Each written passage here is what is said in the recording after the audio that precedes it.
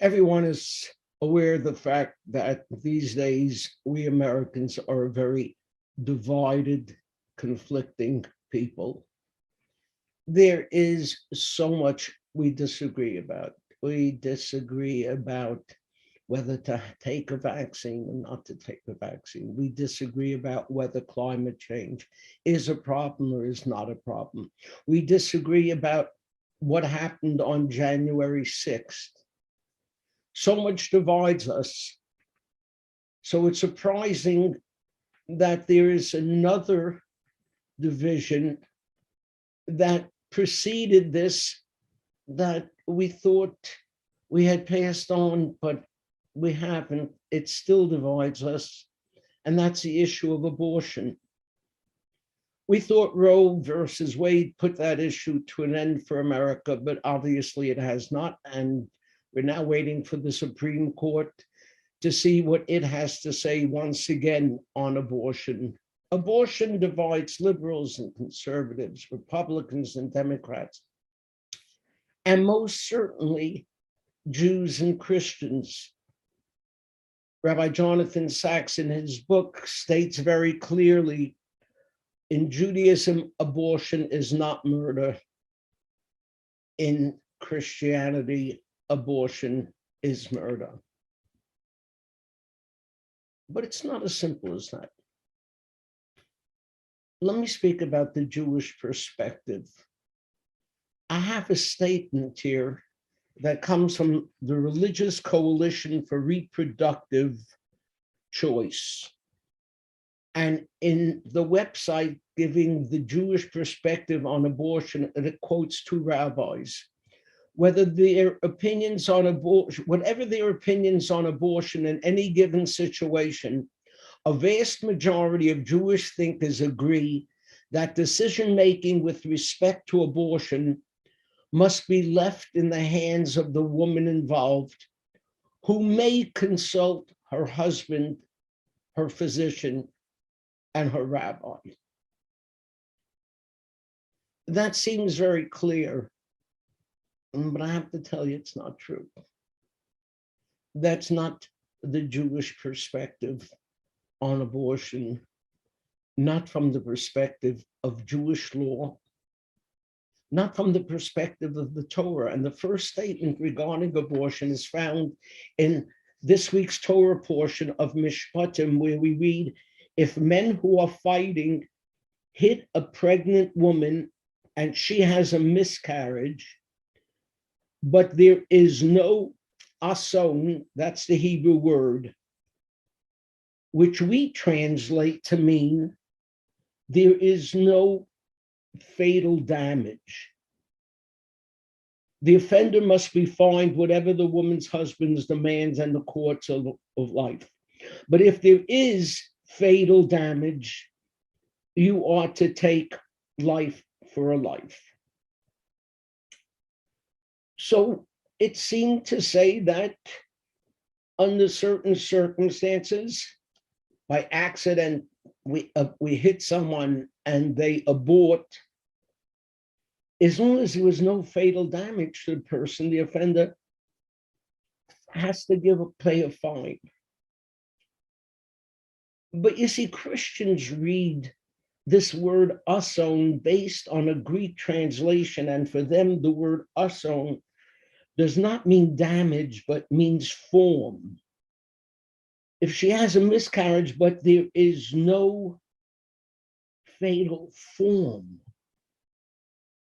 we read that verse as referring to what happens to the woman. They read the verse as what happens to the fetus. And that makes all the difference in the world.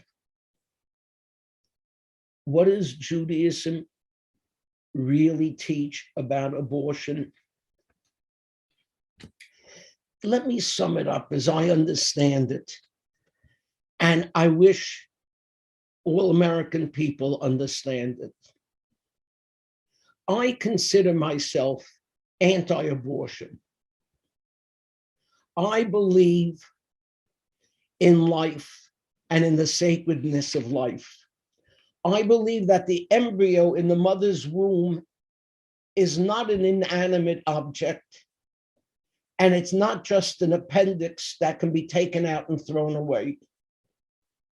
It's not yet life, but it has the potential for life, and therefore abortion should not be a casual or callous act. But I'm also pro-choice, because if the physical health or mental health of the mother is in danger, then I believe that the safety of the mother comes first, for she's a person and the fetus is not yet a person. So I'm anti-abortion and I'm pro-choice. And in each specific case, we have to judge. And that's where Jewish law leads us. And if most Americans had an intelligent debate on this subject, they might discover that they're both pro-life and pro-choice. To reach this point, Americans have to do on this issue what they don't seem to be able to do on any issue, and that is compromise. Compromise is part of Jewish law.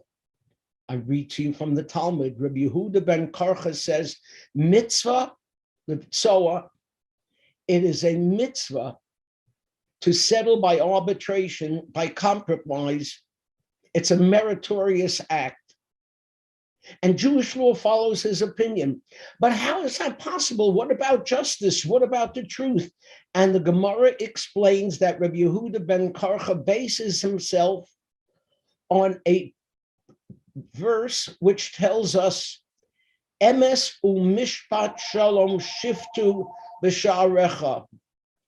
Execute the judgment of truth and peace in your gates. And Yeshua ben Karcha says, where there's strict justice, there can be no peace. One party will always feel aggrieved. One party will always feel cheated. To have justice and peace requires compromise. And Jewish tradition took this point so seriously that the Torah, the forerunner of the code of Jewish law, tells us that the opening words of this week's Torah portion, Ve'ele HaMishpatim, these are the laws. The Torah says the word HaMishpatim is really an acronym for Hadayan Mitzvah Sheyase Peshara Terem Yase Mishpat. A judge is commanded to arbitrate, to attempt for a compromise before reaching outright justice. Justice brings you justice. Compromise brings you justice and peace. And if you want to be reminded of how important compromise is in Jewish law, just look at this mezuzah. Did you ever wonder why we hang the mezuzah on an angle like this? You know why? Because one group of rabbis said it should be vertical. One group of rabbis said it should be horizontal. And so we compromised.